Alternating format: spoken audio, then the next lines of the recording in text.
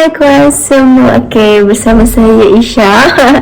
Okay, apa yang saya nak bagi tahu hari ni adalah macam mana Isha boleh lepas keluar negara dan macam mana kita cara nak apply nak keluar daripada negara Malaysia. So Isha akan ajar step by step. Okay, so first of all kita kena ada komputer. Okay, tak kisahlah komputer apa, tak kisah pun.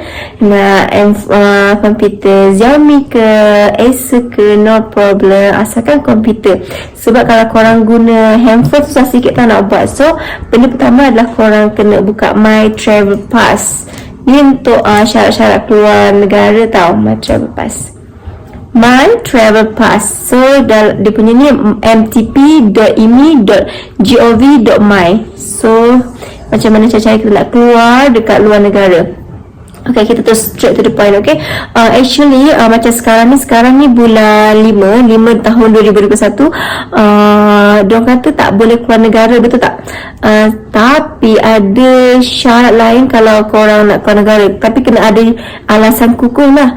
Contohnya alasan kukuh macam Isha kenapa Isha boleh keluar negara bukan sebab apa tahu, bukan sebab Isha student. Kalau student of course sentiasa boleh keluar ke Malaysia, tapi macam suami Isha dia orang Kyrgyzstan. So Isha boleh pergi Kyrgyzstan bila-bila masa sahaja. Lagi-lagi negara dia ni open, always open.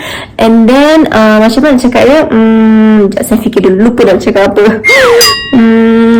Oh ya, Isha letak, kita orang kena buat surat tau. Setiap kali korang apply My Travel Pass ni, korang kena bagi alasan kukuh. Macam Isha bagi tahu alasan Isha adalah apa. Isha kata ni memang betul tipu tau. Ni suami Isha ada kerja dekat sini, dekat Kyrgyzstan ni. Dia terpaksa kerja dekat sini sejak coronavirus. Dia terpaksa kerja dekat negara dia.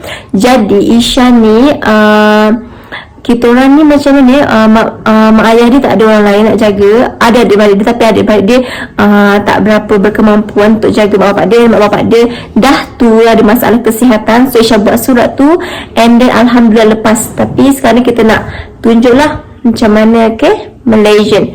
Okay, kita tunjuk sini boleh tak?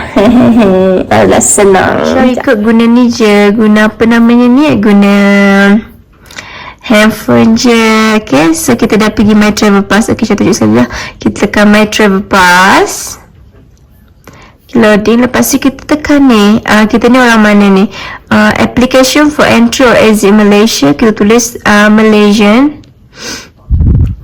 Okay, syarat-syarat dia adalah lawatan rasmi, tujuan perniagaan, bagi tujuan melancong, tidak bercuti, tidak dibenarkan. Okay, melainkan ada memegang pas lawatan jangka panjang, visa suami isteri dan pas tetap.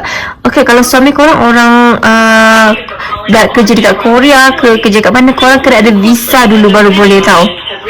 Okey, macam Isha, suami Isha negara diorang tak ada buat untuk visa, so Isha boleh masuk. Boleh masuk begitu sahaja. Okey, permohonan sebelum keluar perlu kita apply kat sini lah. Korang kena letak ni, korang kena ada dokumen ni, ni bukan saja ni, ini adalah dokumen salinan pasport. Kena letak dalam PDF, tak silap Syah, PDF lah, yes betul, PDF salinan pasport korang. Lepas tu kalau korang ada suami dekat luar negara, salinan pasport suami korang. Lepas tu surat jemputan tutulan rasmi tak perlu. Kalau surat doktor ada masalah ni, bolehlah kemukakan. Dokumen sokongan ni adalah surat yang korang sendiri tulis. Kenapa korang nak pergi luar negara tu, dah berapa lama kau tak jumpa suami korang, dah berapa lama tak jumpa bapak korang, kenapa, apa alasannya korang nak pergi sana. Okey, kelulusan ini hanya berlaku untuk perjalanan sahala. Okey, dan benda ni akan kekal selama 90 hari. Contoh kalau di approve hari ni, dalam masa 90 hari korang kena keluar pada Malaysia. Okey, korang tekan permission to exit from Malaysian travel purpose. Okay, korang macam ni, others. Macam saya tak tahu lah korang apa kan, saya tulis others. Saya tulis lah meet my husband, take care of my husband parents, husband parents. Saya tunjuk satu-satu ya. Destination country Kyrgyzstan. Okay, ini. Okay, company, individual. Okay, kita tak ada company. So, ni letaklah nombor IC korang. Okay, tak naklah letak. Ni letak nama kita. Okay, nama applicant name. So, nama Isha lah, Siti Aisyah. Siti je lah. Okay, letak nombor telefon siapa? Nombor telefon Isha. Saya letaklah alamat korang. Okay, boleh dah. Dah letak alamat ya. Lama-lama, so no problem. Letak nombor telefon korang. Letak email korang. Okay, nanti diorang akan letak email korang. Diorang akan email korang lah. Korang diluluskan ke tak lulus. Okay, ni tengok baca ni. Supporting dokumen hanya di JPEG dan PDF sahaja. Tidak boleh kurang daripada 250 KB, okay? Application 1. Alamak, aku dah pernah apply sana, hilang sudah. Okay, kita tekan application 1, okay? Taklah. So, tekan nama Isha Siti. Pasport nombor 96. Pasport lah, macam mana tulis je tu sebenarnya. Okay, sex. Ni semua yang file ni. Ni ada benda paling penting. Ini pasport korang. Pasport satu. Pasport kita sendiri. Kalau korang jumpa suami korang ke, tunang korang ke, siapa-siapa pun yang korang dalam tak jumpa, nenek korang ke, korang tak ada dokumen ni, pasport diorang, pasport orang yang korang nak jumpa tu. Lepas tu macam Isha, sebab Isha dah berkahwin, Isha letak suami Isha. Lepas tu yang dokumen kedua ni, yang ketiga ni Isha letak tunggu sekejap. Isha terus bagi ketiga ni Isha letak sijil nikah. Ini kad nikah. Yang ini adalah sijil permohonan. Bukan sijil permohonan tau. Isha tadi kan cakap kita kena letak apa tu, surat. Kita buat surat. Isha tunjuk contoh surat Isha ya. Maaflah ni gambar suami dan Isha. Pun boleh. Isha ni masih cakap dengan kawan pula kan. Tak apalah. Okay, so macam ni my travel Pak Isha dah sediakan tau. So suratnya adalah, tak ingat mana satu surat Isha. So yang dekat dokumen nombor 2 ni kita letak apa? Ni paling penting tau, sebab orang terus buka terus nampak korang punya pasport, nampak korang punya suami pasport.